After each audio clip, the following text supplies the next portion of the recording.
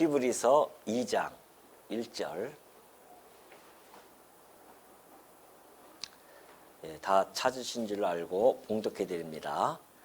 그러므로 우리는 들은 것에 더욱 유념함으로 우리가 흘러 떠내려가지 않도록 함이 마땅하니라.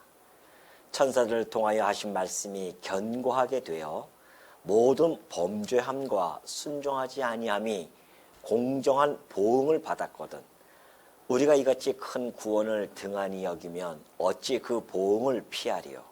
이 구원은 처음에 주로 말씀하신 바요 들은 자들이 우리에게 확증한 바니 하나님도 표적들과 기사들과 여러 가지 능력과 및 자기의 뜻을 따라 성령이 나누어 주신 것으로 그들과 함께 증언하셨느니라. 4절까지 봉독해 드렸습니다. 우리 모든 인간들은 저마다 신앙을 가지고 살아간다고 했습니다. 그런데 그 신앙의 대상에 대해서 잘 알지 못하면 맹신주의에 빠지게 되어지죠. 그러나 우리 기독교는 그 신앙의 대상에 대해서 너무나 명확하고 자세하게 계시를 해 주셨습니다. 우리는 우리의 신앙의 대상인 하나님과 우리 주 예수 그리스도에 대한 그러한 정보들을 이 말씀을 통해서 풍성하게 지금 받고 또한 누리고 있는 중입니다. 자, 우리가 믿는 예수 그리스도가 도대체 누구인지를 알아야 그 어떠한 어려움과 그리고 유혹에도 흔들리지 않고 우리의 신앙을 견고히 지켜나갈 수 있지 않겠습니까? 그래서 우리는 지금 히브리서를 통하여서 우리의 믿음의 대상인 예수 그리스도에 대하여 지금 하나하나 자세히 살펴보고 있는 중입니다. 우리 지난 시간에 살펴보았듯이 우리가 믿는 예수님은요, 천사들하고는 비교할 수 없는 신분의 우월성을 가지고 계신 분이십니다. 많은 사람들은 천사에 대한 동경 또는 숭배하는 그런 사상들이 있죠. 그도 그럴 것이 우리 인간들보다도 훨씬 뛰어난 존재이기 때문에 그렇습니다. 그러나 우리 예수 그리스도는 창조주로서 그 천사조차도 만드신 그러한 하나님이라는 사실을 우리는 확인했었습니다. 이제 우리는 계속해서 그렇다고 한다면 그 천사보다 우월하신 예수 그리스도에 대한 신앙을 우리는 이제 갖게 되어집니다. 맞아, 천사보다 우월하시지. 그렇다고 한다면 어떠해야 되겠습니까? 이제 거기에 대한 이야기입니다. 그런 말씀이 2장부터 나타나기 시작하는데요. 히브리서에는요, 히브리서의 구조를 보면은 곳곳에 히브리서 기자는 성도들을 향한 안전장치를 딱 이렇게 해놨습니다. 한 5군데가 있거든요. 그것이 바로 이 불신앙에 대한 이러한 뛰어난 신분을 가지신 예수 그리스도에 대한 불신앙을 했을 때에 어떠한 결과가 주어지는지 거기에 대한 경고를 해주고 있습니다. 오늘 우리 이 히브리서를 통하여서 우리가 믿는 그 예수 그리스도를 이탈했을 때 나타나는 그 현상은 어떠한 결과가 나타나는지를 하나하나 잘 보여주기 때문에 우리는 이제 그걸 살펴보면서 우리의 신앙을 다시 한번 다잡는 그런 시간이 되었으면 합니다. 자, 2장 1절에 보면 그러죠.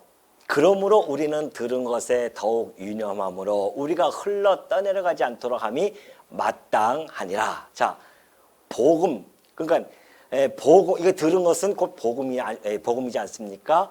그 복음을 들은 자들이 마땅히 취해야 할 태도가 뭘까요? 그것이 바로 2장 1절에 나타나 있죠.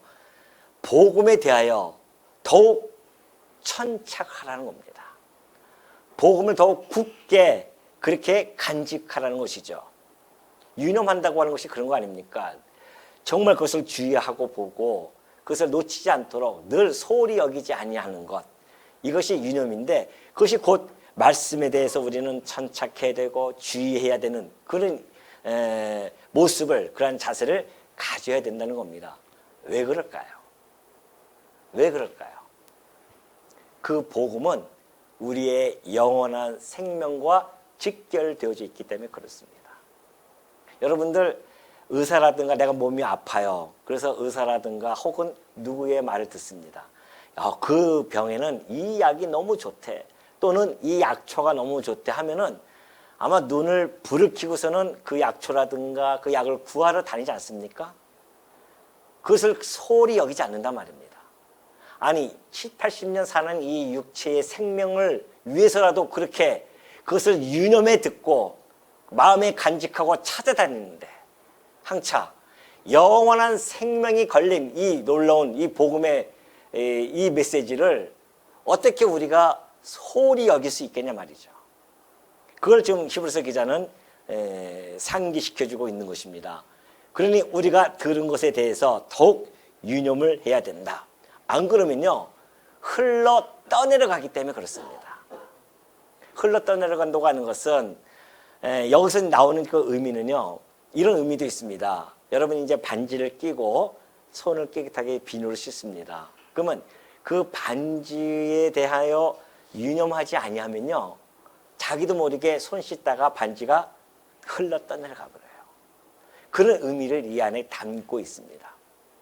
우리에게 주신 이 복된 복음의 말씀을 우리가 소홀히 여기거나 우리가 만약에 그것을 갖다가 경시하고 또한 상실해 버린다고 한다면 그때 오는 그 결과는요 이루 말할 수가 없습니다. 우리 인간들은 원래 그 기억 장치가 한정돼 있지 않습니까? 그래서 흘러보내요 자꾸만. 그래서 잊어버립니다. 그래서 우리 망각의 동물이기 때문에 마치 장독대에 구멍이 뚫린 것처럼 그래서 한쪽으로는 흘러나가고 한쪽으로는 계속 들어오고 있는 것이죠. 그러니까 우리가 쓸데없는 것도 다 잊어버리는데 그냥 흘러버리는데 흘러버리지 말아야 할 것이 바로 무엇인가? 복음이라는 겁니다. 여러분 한번 생각해 보십시오. 여러분이 만약에 복음을 잊어버렸어요. 그걸 소홀히 여기고 생각하지 않는단 말입니다. 그러면 여러분은 불을 보듯 뻔해요. 우리 육신의 정욕을 향해서 치닫습니다. 세상의 시류에 휘말려서요. 그 급류에 휘말려서 막 떠내려갑니다. 여러분 그 홍수가 날 때에 TV 보셨지 않습니까? 홍수에 보면요. 홍수가 막 물이 떠내려갑니다. 그때 막 말까지는 제가 못 봤어요. 뭐 소, 돼지, 닭들이 막 떠내려가지 않습니까? 그 힘이 얼마나 강렬한지, 그 급류가 얼마나 강렬한지 소를 쓰지 못합니다. 오늘 우리 성도들이 만약에 복음에 대해서 그렇게 소홀히 여긴다고 한다면 끔찍합니다. 우리가 복음을 상실했다고 생각해 보십시오. 그 시류에 우리는 떠내려 갑니다. 물질 만능주의에 기초한 이 세속주의에 우리는 한없이 떠내려 갑니다. 그렇기 때문에 우리가 복음에 왜 유념해야 되는지를 힘주어서 히브리서 기자는 지금 증언해 주고 있는 것이죠. 그러면서 2절에 가면 그래요. 천사들을 통하여 하신 말씀이 견고하게 되어 모든 범죄함과 순종하지 아니함이 공정한 보응을 받았거든 우리가 이같이 큰 구원을 등한히 여기면 어찌 그 보응을 피하리요. 여러분 여기서 지금 천사들을 통하여 하신 말씀이라는 것은 율법입니다. 그렇죠? 하나님께서 율법을 주셨어요. 근데 그 율법도 하나님이 주신 명이기 때문에 견고하게 세워집니다. 견고하다고 하는 것은 하나님으로부터 왔기 때문에 확실한 어떤 권위가 주어졌어요. 그리고 구속력이 있는 겁니다. 그래서 그것을 만약에 지키지 못했다? 그러면 그 결과는요, 공의의 형벌로서 나타납니다. 그래서 우리 그 이스라엘 역사 그걸 잘 보여주고 있지 않습니까? 이제 약속의 땅 앞에서 가데스 바네에서 건너가려고 하는데 정탐꾼을 보냈어요. 그런데 와서는 하나님께 불순종합니다. 어떻게 하나님 우리를 이곳에 보내시려고 합니까? 우리는 다 들어가면 죽습니다. 하나님을 말씀하신 것을 듣지 않습니다. 결국 그러한 의견에 동조한 수많은 사람들이 광야 길에 40년 동안 하나하나 다 죽어갑니다. 하나님께서 들어보내지 아니하신다고 했어요. 출애굽해서 나온 자들, 그리고 20세 이상 되어진 자들, 광야에서 태어난 자를 중심으로 해서 그들을 광야 약속의 땅으로 들여보내신다고 하십니다. 결국 다 죽지 않았습니까? 아니, 그리고 언약의 땅으로 들어갔어요. 그런데 그들이 하나님의 이 율법에 해이해졌습니다. 소홀히 여겼어요. 경시했단 말입니다. 그 결과가 뭐예요? 바벨론에 끌려가서 바벨론 포로로 생활을 하게 되어집니다. 뿐만이 아니에요. 나라가 망해버려요. 그 결과는요, 어마무시합니다.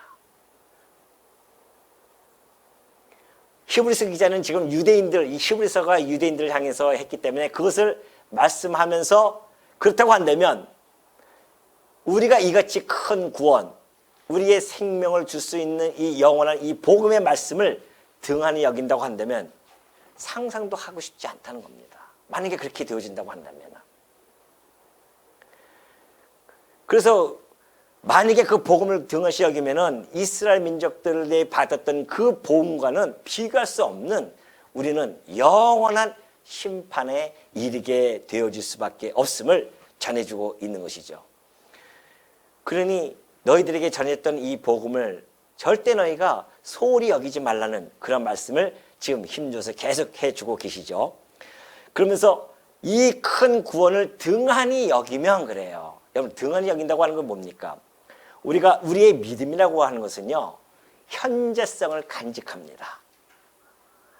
내가 과거에 이렇게 잘 믿었어. 내가 과거의 말씀을 깨달았어. 소용없어요. 나는 앞으로 미래에 내가 이제 뭐 이걸 다 해놓고 나서는 내가 그 다음에 믿음을 가질 거야? 천만의 말씀입니다. 왜 그런지 아십니까? 우리 인간은 순간적입니다. 순식간에 우리는 죽음으로 변하는 자들이에요. 언제 우리가 미래에 대해서 감히 이야기할 수 있으며 그럴 수 있겠냐 말이죠. 언제 우리가 죽을지 모릅니다. 그렇기 때문에 우리는 과거에 잘 믿었기 때문에 우리는 과거에 잘 믿었어가 아니고 또 미래에도 우리가 믿을 거야가 아닙니다. 현재에 오늘 우리가 항상 이 복음의 말씀을 간직하고 유념해야 하는 이유가 바로 거기에 있는 것이죠. 자, 우리 빌립보서 2장 12절을 보면요, 바울이 그렇게 말씀하고 계십니다. 그러므로 나의 사랑하는 자들아, 너희가 나 있을 때뿐 아니라 더욱 지금 나 없을 때에도 항상 복종하여 두렵고 떨림으로 너희 구원을 이루라는 겁니다. 항상이 뭡니까? 현재예요. 항상 어떻게 어떤 마음으로 복종하여 두렵고 떨림으로 뭐에? 하나님의 말씀, 이 복음에 복종하고 두렵고 떨려야 됩니다. 구원을 이루려고 하는 것은 우리가 구원을 이루는 것이 아니라 우리에게 믿음으로 말미암아 구원을 줬으니까 그 구원을 소홀히 여기지 말고 간직하고 우리 주님 오실 때까지 이것을 우리 마음속에 깊이 간직하고 그것을 살아가야 된다는 것을 바울이 지금 증언해 주고 있는 것이죠. 복종하고 두렵고 떨림이라고 하는 것은 경시하지 말라는 겁니다. 우리의 이 생명의 말씀을 가볍게 여기지 말라는 것이죠. 이것이 바로 히브리서 기자와 그리고 이 바울의 사상과 일치하는 내용들입니다. 그러니 이 큰 구원을 등한히 여기면 어찌 그 복음을 피하리요? 이 구원은, 그럼 이 복음의 말씀, 구원은 뭔가? 처음에 주로 말씀하신 바요, 들은 자들이 우리에게 확증한 바니 하나님도 표적들과 기사들과 여러 가지 능력과 및 자기의 뜻을 따라 성령이 나누어 주신 것으로서 그들과 함께 증언하셨느니라. 이 복음에 대한 이 권위성을 잘 보여주고 있습니다. 복음은요, 사람들이나 천사들을 통해서 전해졌지만은 그러나 원천이 있습니다. 그 출처가 있어요. 그 출처는 하나님이십니다. 그래서 권위가 있는 거죠. 인간이 또는 천사들이 전한 것이 아닙니다. 생명을 구하는 이 복된 말씀은 인간으로부터 나올 수가 없어요. 인간이 다 사망 가운데 처한 자들이 무슨 생명에 관해서 이야기할 수 있겠습니까? 그러니 천하에 소크라테스가 온다 하더라도 이 생명에 관한 이야기를 할 수가 없는 겁니다. 우리 이 세상에서 나타나는 4대 성인, 우리 예수님까지 집어넣어서 그랬는데, 제가 지난번에 말씀드렸지만은, 우리 예수님께서는 4대 성인의 부류에 들어갈 그런 분이 아니십니다. 하여튼 인간들이 아주 존경스러워하는 그런 모든 인간들이 그 이야기를 통합해서, 다 종합해서 암만 이야기한다 할지라도 영원한 생명에 관한 이야기는 그 안에는 없습니다. 이 영생에 관한 이야기는 오로지 영생을 주실 수 있는 하나님만이 하실 수 있는 이야기입니다. 그래서 하나님이 하셨다는 이야기예요. 먼저 우리 주로 말씀하신 바요, 이 복된 말씀. 그러니까 예수님이 오셔서 그래요. 때가 찼다는 거죠. 때가 찼으니, 때가 찼고 하나님의 나라가 가까이 왔으니 회개하고 복음을 믿으라. 그렇게 오셔서 우리 주님께서 말씀을 선포하셨어요. 근데 그 말씀조차도요, 예수님이 하신 말씀조차도 예수님이 자의로 말씀하신 것이 아닙니다. 그 근거는 하나님이세요. 우리는 이 요한복음에서 그 예수님이 하신 말씀을 통하여 잘 알 수가 있습니다. 예수님이 지금 이렇게 말씀하고 계세요. 내가 내 자의로 말한 것이 아니요 나를 보내신 아버지께서 내가 말할 것과 이룰 것을 친히 명령하여 주셨으니 그래요. 그러면서 나는 그의 명령이 영생인 줄 아노라. 그게 복음 아니겠어요? 그러므로 내가 이르는 것은 내 아버지께서 내게 말씀하신 그대로니라. 그러니까 여기서 지금 우리 주님이 처음에 말씀하셨지만 그 주님이 말씀하신 그 말씀조차도 하나님께부터 나왔다는 것입니다. 근데 그 하나님께서는 어떤 방식으로 증언하셨냐면요, 그들에게 표적과 기사들과 여러 가지 능력과 및 자기의 뜻을 따라 성령에 나눠주신 것, 곧 성령의 은사 따라 나눠주셔서 그들과 함께 증언하셨다는 겁니다. 그러니 여러분, 이 복음이 그래서 힘이 있는 겁니다. 인간이 전하면요 그렇게 힘이 없어요. 그렇게 이 시간까지 이 복음이 세차게 전달되어질 수 없습니다. 하나님이 보증이 되어져서 하나님이 함께 증언하시기 때문에 2000년이 흐른 이 시간까지도 그 많은 핍박과 고난 속에서도 이 기독교가 꿋꿋하게 살아서 온 세계의 이 땅끝을 향해서 복음이 전파되고 있는 것이 아니냐 말이죠. 이것이 하나님이 함께 하시고 계신다는 바로 그 증거입니다. 우리 이 사도행전을 보면은 이 내용을 너무나 잘 표현해주고 있어요. 이스라엘 사람들아 이 말을 들으라. 너희도 아는 바와 같이 하나님께서 나사렛 예수로 큰 권능과 기사와 표적을 너희 가운데서 베푸사 너희 앞에서 그를 증언하셨느니라. 하나님께서 예수 그리스도를 통하여서 권능, 기사, 표적을 베푸십니다. 그래서 예수가 그리스도 되심, 하나님의 아들 되심을 하나님께서 증언하십니다. 그것뿐만이 아니에요. 사람마다 두려워하는데 사도들로 말미암아 기사와 표적이 많이 나타납니다. 히브리서 기자의 이 말씀과 베드로가 했던 이 사상은 일치하지 않습니까? 왜? 하나님으로부터 나온 말씀이기 때문에 그렇습니다. 그래서 하나님이 그 복음을 증언해 주었던 그런 보증을 주셨기 때문에 사도들도요 그 어려운 환난과 고난 속에서도 여전히 그는 평안과 인내하면서 그리고 말할 수 없는 그 용기와 즐거움으로 복음을 증언했던 이유가 바로 여기에 있는 겁니다. 생명을 아끼지 않았어요. 복음을 전하는데 자기 생명을 초기처럼 여깁니다. 왜 그랬을까요? 바로 하나님이 함께 증언해 주셨기 때문에 그것이 가능한 것입니다. 그러면서 5절에 보면요 그래요.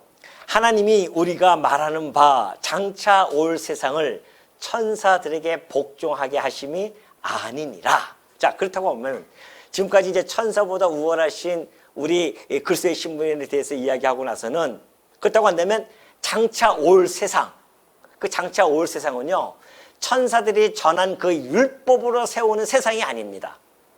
하나님의 의로우신 우리 주 예수 그리스도께서 오셔서 구속의 사역을 통하여 세우신 그 나라, 그것이 바로 하나님 나라거든요. 그 나라에 대한 이야기입니다. 그 나라를 천사들에게 복종케 하셨지 않았다는 겁니다. 당연하죠.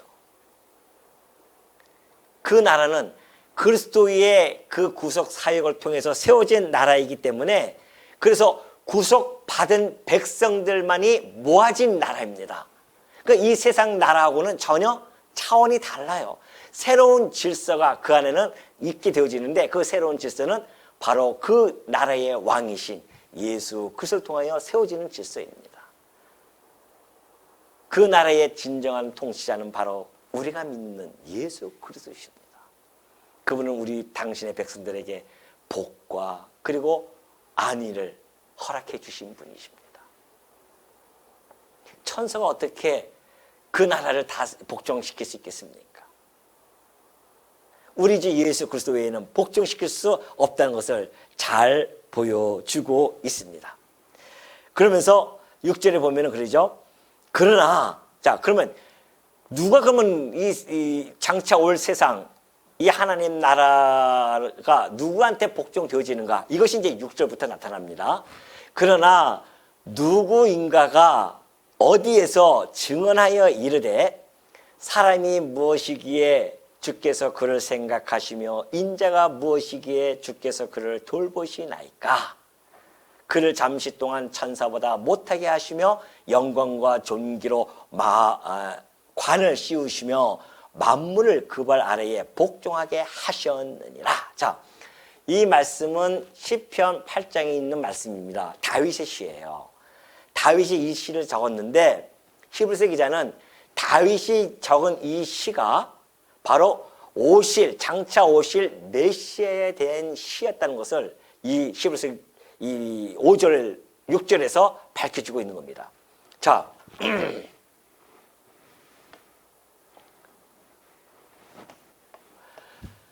이 다윗의 시는요, 지금 8장에 있는 말씀은 다윗은 예수님이 오시기 전 다윗이죠.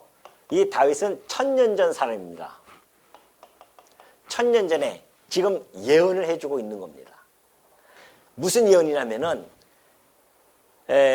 여기 이제 6절에 그러죠. 사람이 무엇이기에 주께서 그를 생각하시며 인자가 무엇이기에 주께서 그를 돌보시나이까. 여기서 사람 그리고 인자는 장차 사람 하나님의 아들이 인간의 육신의 몸을 입고 이 땅에 오실 것, 사람으로 오실 것, 인자로 오실 것에 대해서 이미 아시고 예언을 해주고 있는 겁니다. 그럼 그분이 인자로 와요.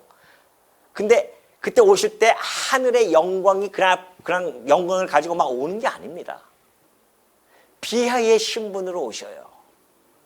성육신입니다. 이 땅에 예수님이 오시는 것은 성육신이에요. 거룩하신 분이 육신을 입고 이 땅에 오신다는 겁니다. 이것이. 성육신으로 온다고 하는 것은 인간이 가지고 있는 모든 그 제한을 받을 수밖에 없는 몸입니다. 그러니까 이렇게 오신다는 거예요. 그러니까 여기서 6절에서 그러죠. 7절에 보면은 그를 잠시 동안 천사보다 못하게 하셨다는 거예요. 천사보다 못하게 하셨어요. 그것이 곧 성육신의 사건입니다. 여러분, 우리는 인간들은 시간과 공간의 제한을 받잖아요. 제약을 받습니다. 예수님도 이 땅에 오셔가지고서는 제약을 받으시는 몸으로 오신 겁니다. 그리고 우리는 안 먹으면 배고파요. 그리고 피곤하면 지쳐가지고 쓰러집니다. 우리 주님도 똑같으셨어요. 하나님의 아들이라고 해서 그걸 다 초월하신 분이 아닙니다. 왜? 육신을 입고 이 땅에 오셨기 때문에 그래요. 그러니 예수님이 피곤하기도 하시고 그리고 결국은 죽으시기도 합니다. 그래서 이스라엘 그때 당시 유대인들은 그걸 예수님을 못 믿는 겁니다. 왜? 그들이 가지고 있던 그때 당시에 그들이 가지고 있던 패러다임이 사고의 틀이 있었어요. 그 사고의 틀은 뭐였냐면은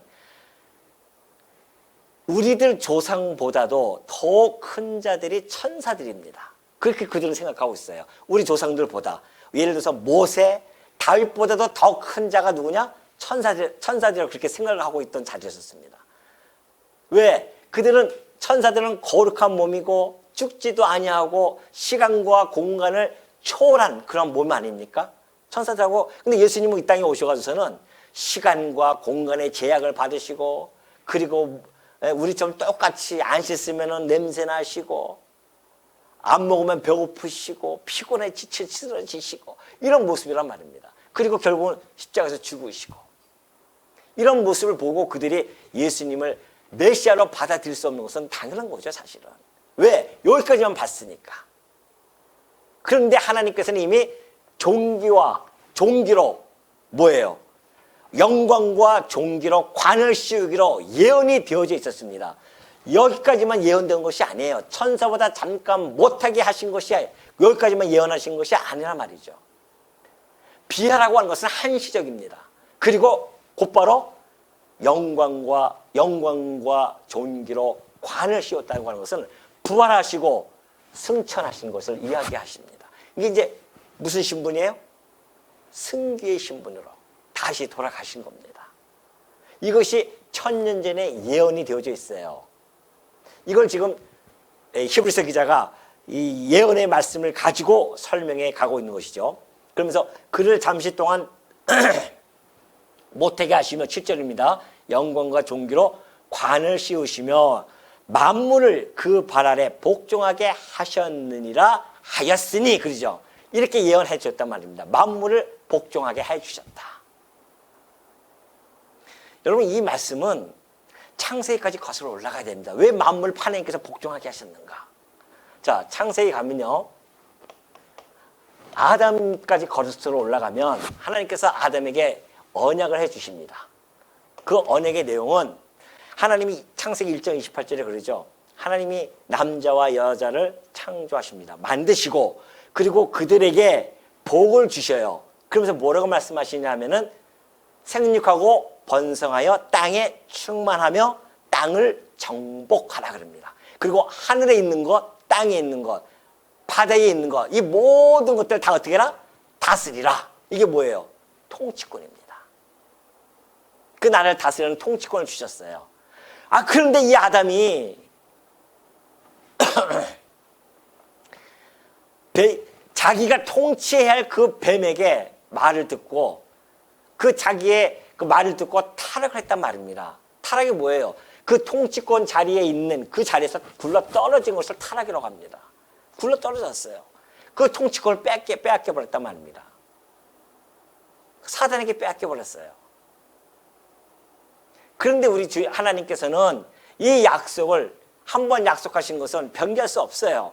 반드시 이루어줍니다. 그래서 하나님께서는 둘째 아담이신 예수 그리스도를 이 땅에 보내신 겁니다. 그리고 만물 위에 마침내 오셔서 사단의 모든 시험을 다 이기시고 죽음의 권세도 이기심으로 말미암아 만물을 다스리는 통치권을 다시 우리 주님께서 가져오신 것이죠. 그래서 우리 교회라고 하는 것은요, 이런 존재입니다. 자, 이게 만물이에요. 이 만물 위에 그리스도께서 존재하고 계십니다. 만물을 다스리는 자니까, 만물을 다스리는 분이시니까 만물을 정복하시는 분이란 말입니다.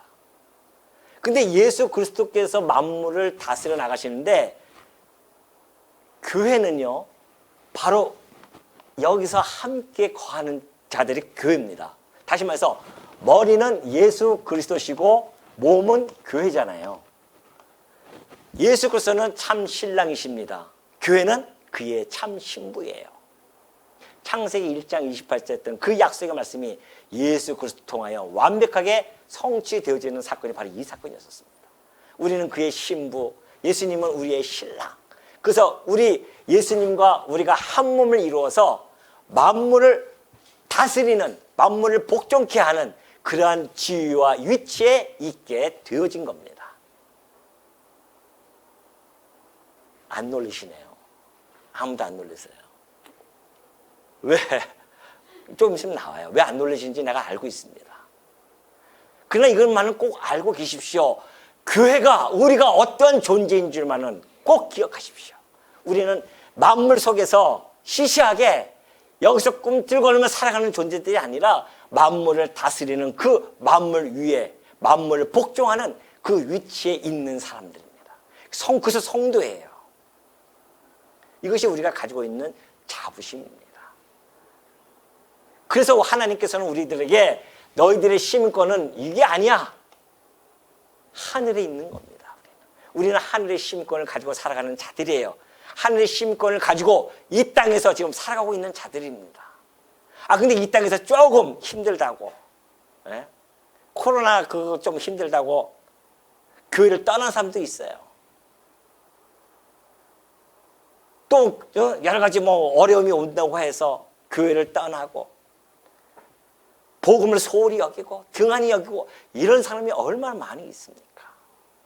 이걸 몰라서 그래요. 우리의 위치를 몰라서. 이 짧은 생애 동안 살아가는 동안 겨우 우리 7, 80년 여기서 살아가는 동안입니다. 여기는 나그네 길이에요. 이 길을 이리로 가기 위한 나그네 길입니다. 우리는 성도는 여기서 잠시 머물다가 하나님 배우고 하나님이 우리에게 은혜를 베푸신 거 깨닫고 이곳에서 마음껏 하나님을 찬송하며 살다가 하나님께서 부르시는 그날 우리는 만물을 다스리는 왕 같은 제사장으로서 왕노릇하며 살아갈 존재들이란 말이죠. 세상에서 조금 돈이 없다고 해서 그냥 코가 석자나 빠져가지고서는 어깨에 푹 처지고 그렇게 살 존재들이 아닙니다. 돈이 하나님께서 분복달을 주신데 어떡합니까? 없으면 없는 대로, 있으면 있는 대로 살아가는 거 아니겠어요? 있으면 하나님 나라를 위해서 더 쓰면 되는 것이고 없으면 없는 대로 쓰면 되는 것이고 그것 때문에 우리가 이 땅에 주눅 들고 살 필요는 없단 말입니다. 왜? 우리는 그런 존재들이 아니기 때문에 그래요. 그걸 지금 이 히브리서 기자가 이야기하고 있는 것이죠.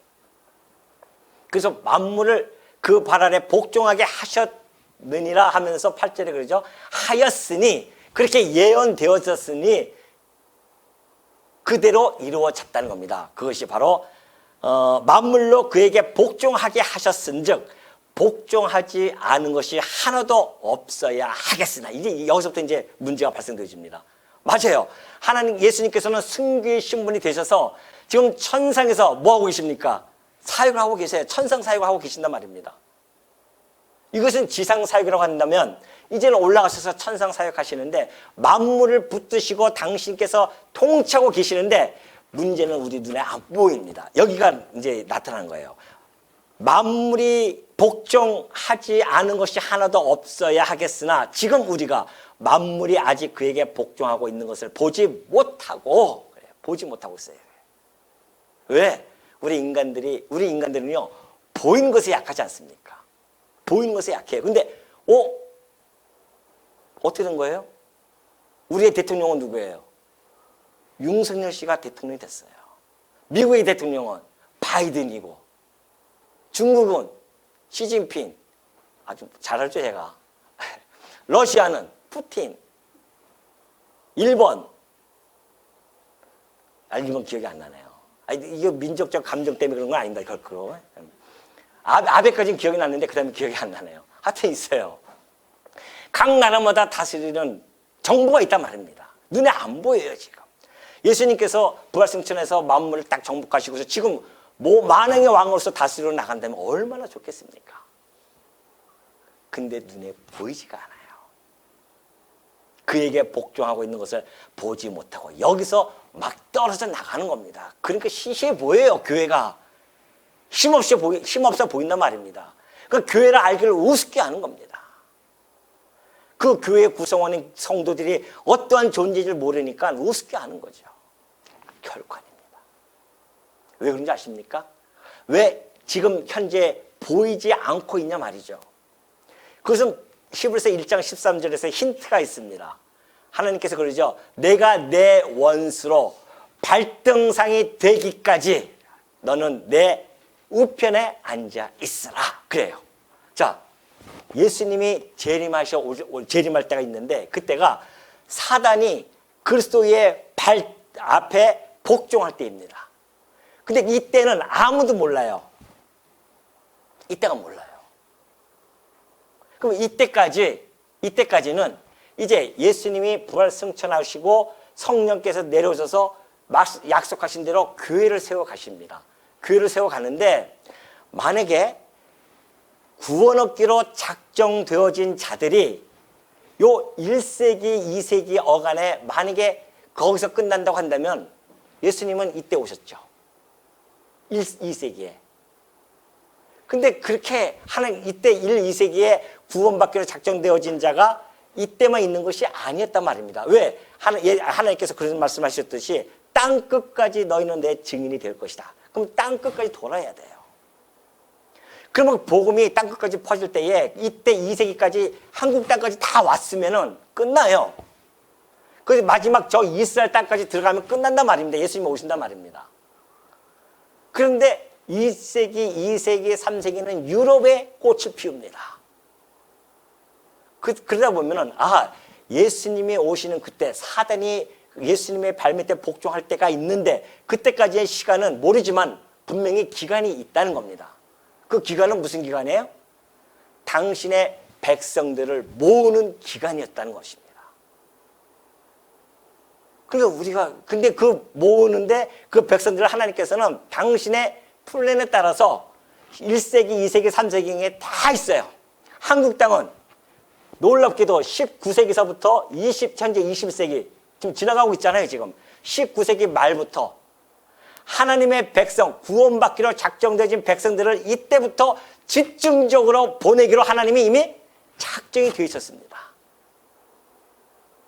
복음이 들어왔기 때문에 우리가 구원받은 것이 아니라 구원받은 백성들을 하나님이 이 시기에 우리에게 보내주기 위해서 한국 땅에 복음을 집어넣은 겁니다.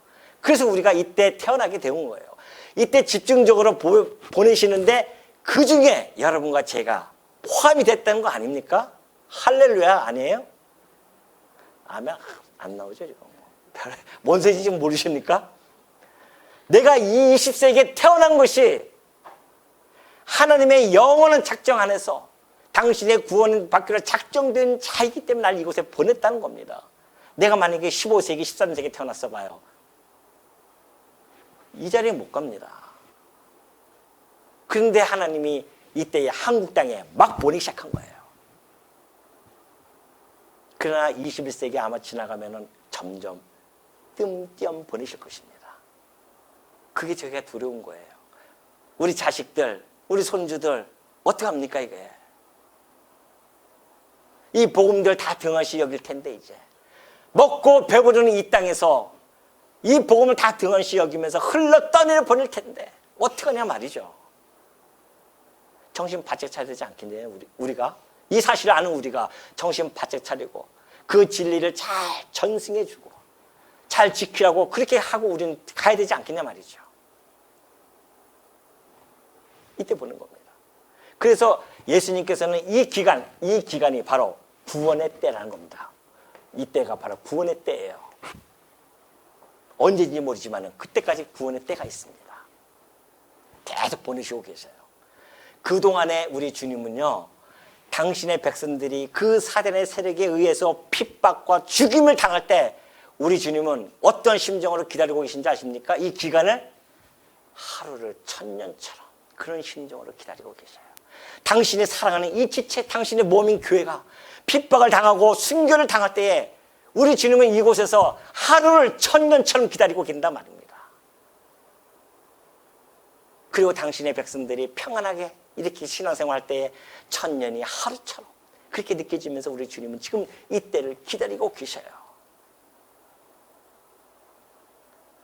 그러니 보지 못한다고 해서 우리 주님을 이 복음을 경홀히 여기면 안 된다는 겁니다. 그걸 알아야 되죠. 이때 이제 예수님이 오시면 천하의 만물을 다 다스리는 것이 이제 눈에 가시적으로 보이는 것입니다.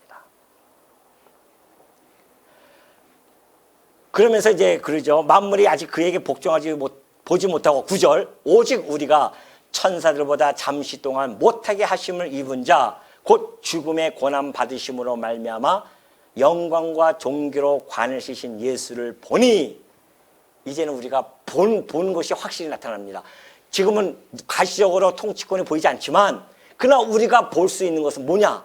바로 우리 주님이 오셔서 성령 신하시고 십자가에 주시고 부활 승천하신 거 역사적으로 확인됐단 말입니다. 우리가 직접 보지 못했지만은 이 말씀을 통해서 우리는 확실히 믿고 있지 않습니까? 우리는 그것을 보고 살아가는 자들입니다. 예수님의 이 부활을 바라보고 살아가는 자들이에요. 예수님의 그리고 다시 재림할 것을 바라보고 살아가는 자들이에요. 가시적으로 눈에 보이지는 않지만 우리는 바로 이 구절의 말씀처럼 우리 주님이 이런 것들 고난 받으시고 영광과 존귀로 관세신 그 예수를 보면서 살아가는 자들, 그 성도입니다. 이를 행하시면 그럼 하나님께서는 왜 이렇게 비하의 신분으로 예수님을 보내셔서 천사보다도 못하게 그렇게 하셨냐 말이죠. 그 목적이 뭔가? 그것은 바로 모든 하나님의 은혜로 말미암아 모든 사람을 위하여 죽음을 맛보려 하심이라. 목적이 드러났습니다. 예수님이 왜 이 땅에 그렇게 처참하게 오셔야 되는가? 여러분, 천사보다 못하게 오셨다고 하는 것은 이 피조 세계예요. 예수님은 이 피조물을 만드신 분이십니다. 창조주세요. 그 창조주가 당신께서 만드신 이 피조물 안에 들어와 계신다고 하는 것, 그 몸으로 들어온다고 하는 것은 얼마나 수치스러운 일인지 아십니까? 만약에 여러분들 지금 저기 웅덩이에 바퀴벌레가 빠져 있어요. 저 바퀴벌레를 내가 구해줘야겠다. 밧줄 하나 가져가면 내가 구해줄 수 있겠는데. 그래서 여러분들이 바퀴벌레로 만약에 변해서 그대로 살아가면서 그대로 구하러 간다고 하면 가겠어요? 집사님 가시겠어요? 바퀴벌레? 아니에요. 그보다 사실은 더한 겁니다. 거룩하신 하나님이 있었어요. 하나님 품에서 독생하신 그 아들이 어떻게 이 육신의 몸을 입고 이 땅에 오시냐 말이죠. 이 거룩한 분이. 그래서 우리처럼 동일하게 시험을 받으시고 뿐만이 아니라 고난도 받으시고 죽음도 당하시는 그런 모습. 근데 그것이 누구를 위해서? 여러분과 저를 위해서입니다. 여기서 모든 사람은요, 이 땅의 모든 숫자를 이야기하는 것이 아니라 이때 히브리인들이니까 유대인이니까 너희들뿐만이 아니라 이방인조차도 우리 주님께서는 그 이방인과 유대인을 위하여 이 땅에 오셔서 죽으신 것이다 하는 겁니다. 우리를 위해 죽으시러 오셨다는 겁니다. 아니 하나님이 우리를 위해서 왜? 이해가 안 가요. 도대체 왜요? 근데 우리는 이해 못하는데 하나님은 그게 내 사랑이야. 당신의 사랑이라는 겁니다. 우리가 이렇게 죄가 많은데요. 알아. 십자가에서 내가 그래서 내 공의를 예수 그리스도에게 내 아들 그 예수에게 내가 씌워서 그 공의를 내가 실현시켰다. 그리고 독생자를 통하여서 우리에게 사랑을 보여준 겁니다. 독생자를 보낸 이유가 그거예요. 내가 너희를 이만큼 사랑해. 그거 우리가 이해할 수 있습니까? 하나님의 사랑을. 그냥 받기만 하는 것이지. 우리가 할 수 없는 그런 사랑을 우리 주님이 하나님께서 보여주신 거란 말입니다. 그러니 여러분, 하나님께서 당신의 성자 하나님께서 이 땅에 육신을 입고 오셨다는 그 자체 안에 나를 위해서 이 땅에 오셨다? 어떻게 여러분들이 감동과 감격이 없이 하루하루 살아갈 수가 있겠습니까? 아니 TV를 보면은 노래가 나와요. 무슨 노래예요? 뭐 요즘 하도 유행하는 노래 있잖아요. 고맙소 고맙소. 그 노래 아십니까? 모르세요? 우리 창송왕 부르시니까 됐습니다. 나 한번 시험해 봤는데 그 노래 부르는데 그 관중들이 막 눈물 막 눈물 흘리니까 그 트로트 노래를 들으면서 눈물 흘려요. 아니 항차 하나님이 벌레와 같은 나를 위하여 나를 대신 죽으시기 위하여 이 땅에 오셨다는데 어떻게 그것이 감동과 감격이 없을 수 있겠냐 말이죠. 그것도 매일 만약에 여러분들이 매일매일 감동과 감격 없으면요 혹시 여러분이 복음을 경홀히 여기지 않는가 다시 한번 뒤돌아봐야 됩니다. 우리는 날마다 하나님께서 날마다 감사와 찬송을 할 수 있도록 그 사건을 보여주신 거예요. 이거부터 더 큰 놀라운 사건이 세상에 어디 있냐 말이죠. 이거 기적이 아니에요. 이건 기적이라고 할 수도 없죠. 이거는 있을 수 없는 일이 벌어진 겁니다. 하나님이 육신의 몸을 입고 이 땅에 온다는 자체도 그렇지만은 이 땅에 오셔서 천사보다 못하게 돼가지고서는 죽으시는 모습 상상을 할 수 있냐 말이죠. 근데 그것이 역사적으로 이루어졌어요. 왜? 여러분과 저를 위해서.